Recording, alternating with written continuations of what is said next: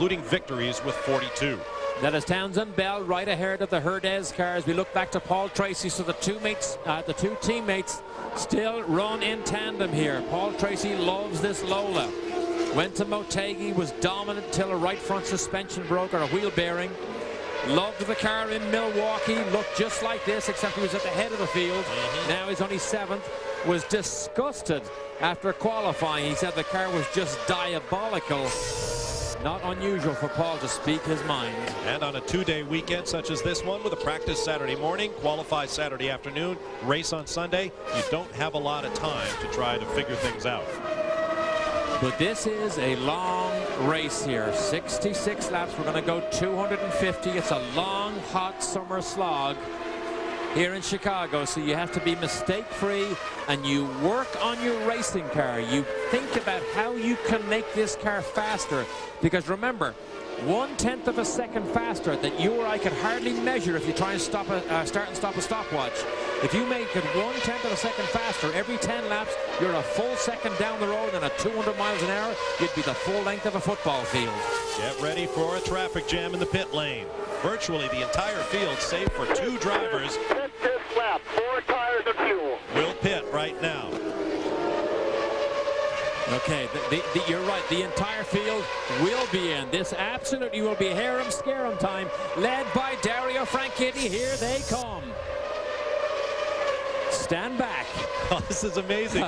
Every car is coming off the track. Jan Bikas. And Dario Franchitti is going to have to swing around his teammates' tires. This will be a time stop. They will not take all the fuel.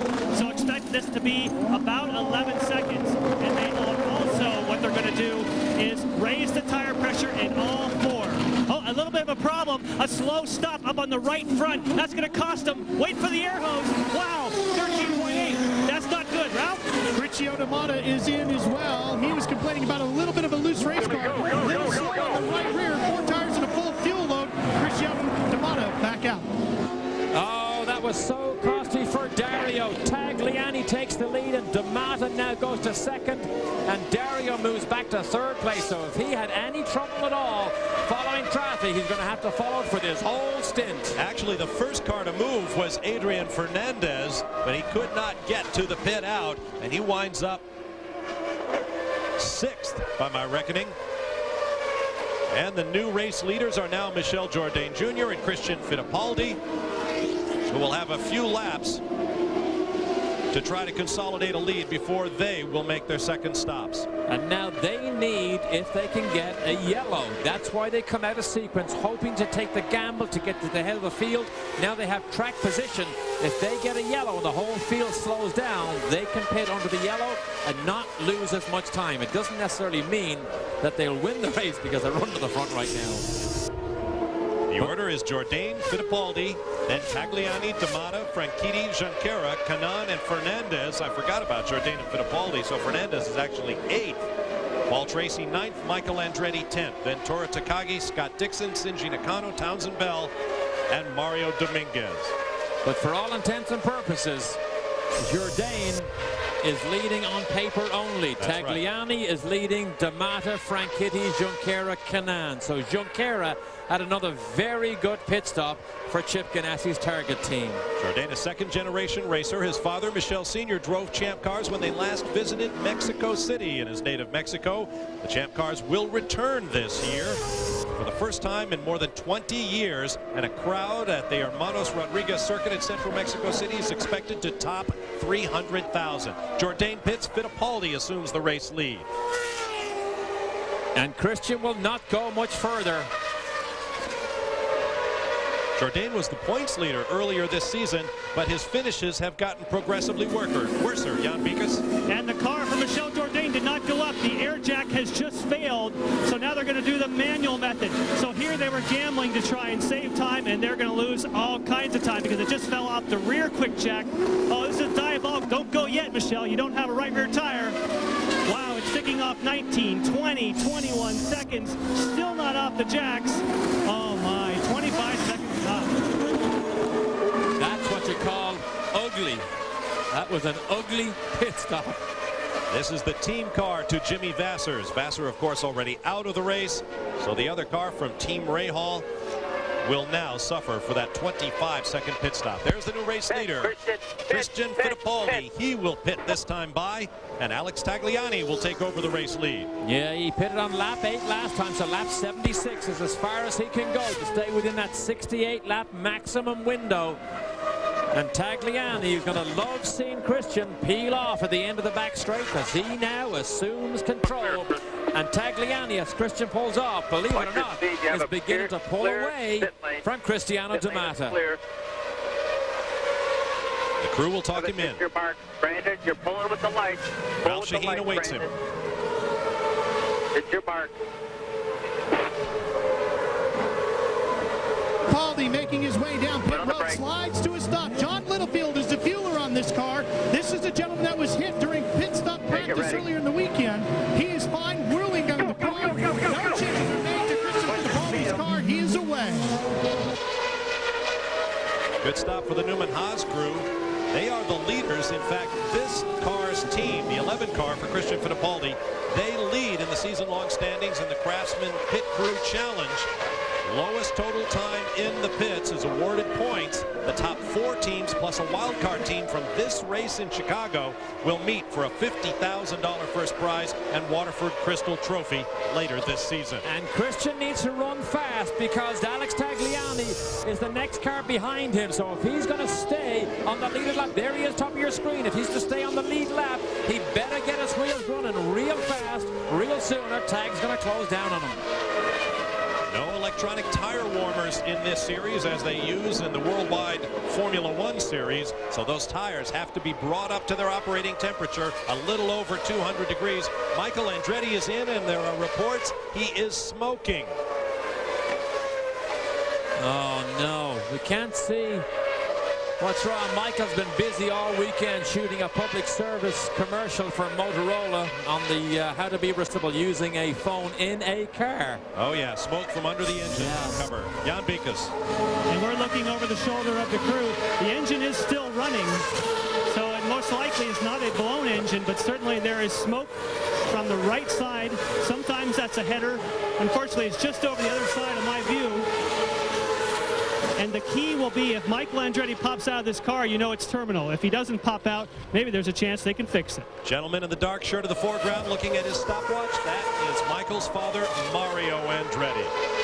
And you see how red-faced Michael was when you drive these racing cars in these type of hot, humid conditions. When you stop in the pits, it's the worst time, which is why you see them immediately put the fan. They just took it away. Fan on the right side there. They put the fan up to the driver cooling down. But red-faced was Michael. There's Dad Mario. So disappointed. Mario is so wired to everything that Michael does, as you can imagine.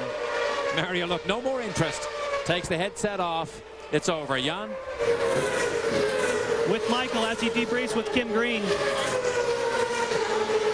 Michael, what do you think it was? I don't know. I just started to smoke in the cockpit. I don't know. And then it started to lose power. How was the car prior to that? You made some great moves on the outside. The car was pretty good, actually. Just couldn't pass out there. How about the heat? Was that an issue for you as a driver as far as fitness? Really, really hot. Hot. All right, we'll get out of it. Thank you. There is Mario Andretti, one of only 2 drivers that lead his son Michael in all-time victories in the Kart FedEx Championship Series. The other, A.J. Foyt. But it seems the Andretti story is written here in the Kart Grand Prix of Chicago. So Alex Tagliani is now the race leader for the first time here at Chicago Motor Speedway. He was 6th in this race a year ago, 9th 2 years ago in his first appearance. And he has never won a race yet. CBS Auto Racing Series coverage of the Kart Grand Prix of Chicago will continue after this message and a word from your local station.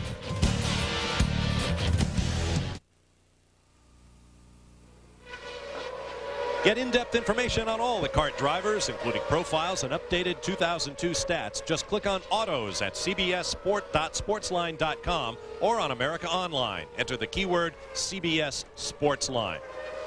Tonight on 60 Minutes, was the FBI's legendary J. Edgar Hoover part of a conspiracy to put an innocent man in prison and let a guilty man go free? Tonight on 60 Minutes. followed by Touched by an Angel. Then Cicely Tyson stars in Alex Haley's Mama Flores Place. It's all here tonight on CBS. Here's a look at the top 5 here in the Kart Grand Prix of Chicago. Alex Tagliani leading for the first time since the first oval track of the season back in April in Motegi, Japan, when he led 23 laps. Still looking for his first career victory. He's finished second twice. And these cars are all in the line here, and it is hot, hot, hot. That is Fittipaldi's crew standing in front of the fan. But look at D'Amata has closed up a little bit now. But the top 10 cars here are still in a line covered by just over 10 seconds. So a mistake by anybody here, and a lot could happen.